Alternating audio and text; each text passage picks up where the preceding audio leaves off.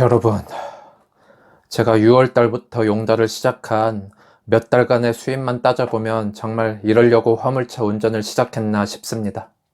제가 지금 0.5톤 라보 용달을 하면서 지금까지 이제 매일 이렇게 수입을 일일이 적고 있거든요. 6월 15일부터 제가 시작해가지고 계속 이렇게 적고 있어요. 하루에 몇 시간 일했고, 하루에 얼마씩 수수료가 빠져나갔고, 주유비는 얼마고, 톨비는 얼마고, 막 이런 식으로 다 적었거든요. 근데 제가 이 가계부 내역을 일일이 조회해보니까 한 달에 평균 145시간을 일한다고 가정했을 때 순수익이 115만 7,416원이 나왔습니다. 이 순수익의 기준은 제가 받았던 요금에서 퀵 서비스 어플을 이용하면서 이제 수수료 들어간 것과 이제 기름값, 톨비 등을 뺀 금액입니다. 그럼 이 115만 7,416원에서 이제 거기서 이제 145시간을 했으니까 145를 나누면 시급은 7,982원이라는 충격적인 결과가 나옵니다. 나름 저도 개인 사업자 내고 하는 사장이나 마찬가지인데 현재는 최저임금인 8,720원에 한참 미치지 못하는 지금 시급 8,000원도 안 되는 결과가 나온 것입니다. 정말 이 수입 결과 보고 현타가 나오더라고요. 이 순수익에는 자동차 유지비나 기타 손해들은 빼지 않은 금액인데 정말 사고라도 한번 나면 저는 적자를 면치 못할 것 같습니다. 정말 제가 계속 운전이라는 위험성까지 떠안으면서 이 일을 계속 해야 하나 싶고 차라리 알바를 하는 게 낫지 않나 싶더라고요. 그래서 제가 이제 7월 달부터 이제 2잡도 아닌 3잡을 시작했거든요. 주말에는 스타벅스 알바를 하고요. 낮에는 공공근로, 밤에는 용달 일을 하는데요. 이제 3잡 수입을 살펴보니까 토요일, 일요일만 하는 스타벅스 알바는 한 달에 72시간 일하고 74만 원의 월급을 받습니다. 평일 낮에 하는 공공근로는 한 달에 130시간 일하고 137만 원의 월급을 받습니다. 그리고 이제 평일 밤에 하는 용달의 순수입은 아까도 말했듯이 한 달에 145시간 일하고 115만 원의 월급을 받습니다. 이렇게 세 개를 대놓고 비교해보니 정말 시급 10,000원도 안 되는 현실이 충격적이네요. 물론 제가 아직 초보 용달 기사라서 요령이 없어서 수입이 적은 이유도 있겠지만 그 외에 여러 가지 이유도 있습니다. 첫 번째로 현실적으로 너무 적은 단가입니다. 많은 용달 기사들이 이제 1km당 1만 원 정도의 수입은 있어야 한다고 하지만 콜센터 회사들은 거의 1km 거리당 한 5,000원 정도를 책정하는 것이 현실입니다. 이런 단가를 해결하기 위해서 용달 기사들은 두세 개의 콜을 한 번에 싣고 운행을 해야지만 이제 그나마 이제 수익이 나는 편인데 저처럼 이제 어디에 무슨 동이 있는지도 모르고 지리를 잘 모르는 이제 초보 기사한테는 그것이 쉬운 일이 아니에요. 콜센터 업체에서는 이제 기사들이 이렇게 두세 개를 한 번에 실으면은 그 개개의 배송이 늦어지기 때문에 기사들에게 이제 자꾸 빨리 배송하라고 재촉하면서 이제 화를 내는 실정이기도 합니다. 또 이제 두 번째는 빈차로 돌아오면 손해가 난다입니다. 예를 들어서 제가 이제 여기 보시면은 대표적으로 7월 26일에 이렇게 한 건만 한 적이 있는데 중화동에서 연제동 한 건만 했잖아요. 이거 3시간 동안 23,100원 밖에 못 벌었다는 뜻입니다. 시급으로 전환하면은 7,000원에서 8,000원 거리죠.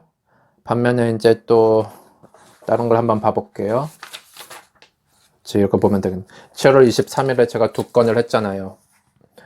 이날은 하루에 2건을 했는데 첫 번째가 묵동에서 한강로 3가까지 갔던 거고 이제 집으로 돌아오면서 한강로 2가에서 중곡동 가는 걸 이렇게 잡았어요. 그래서 보니까 이게 첫 번째 게 26,950원의 수입이 있었고 두 번째 게 19,250원의 수입이 있었는데 이렇게 4시간 정도를 운전해서 46,200원의 수입이 있었습니다. 시급으로 전환하면은 11,000원에서 12,000원이라는 이제 큰 돈이죠. 이렇게 비교를 해봤듯이 하루에 한 건만 하거나 빈차로 돌아오면 수입이 적을 수밖에 없습니다. 세 번째, 인성콜의 기본 수수료가 25%를 떼갑니다.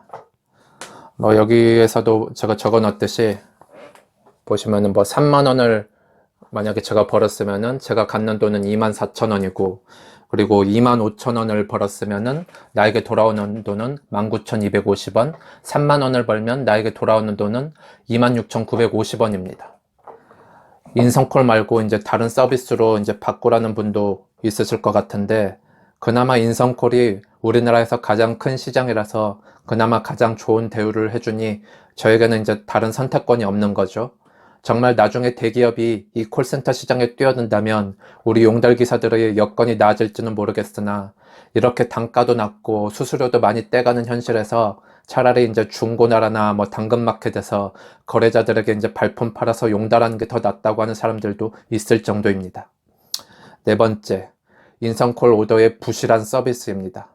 막상 이제 이렇게 오더를 잡고 보면은 막 시간이 2배로 걸리는데 단가가 막 더 낮은 오더 같은 것도 있더라고요. 예를 들어서 이제 같은 2km 거리라도 이제 차가 안 막혀서 30분 만에 배달이 가능한 곳이 있고, 막 강남처럼 길이 막혀버리면은 이제 같은 2km인데 막 시간이 2시간이 걸려버려요.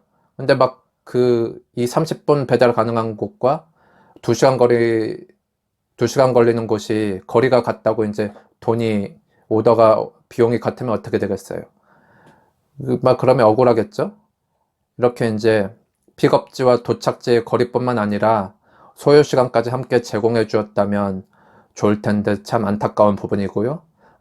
이제 물건이 대충 어떤 건지 제대로 안 써 있고 막상 물건을 받으러 가보면은 뭐 물건을 내리고 싣는 데만 한 30분이 걸린다거나 뭐 진짜 정말 땀 뻘뻘 흘려가면서 이제 계단 막 오르락 내리락 해가면서 고생해가면서 막 물건을 싣고 내려야 하는 경우가 은근히 많이 있습니다.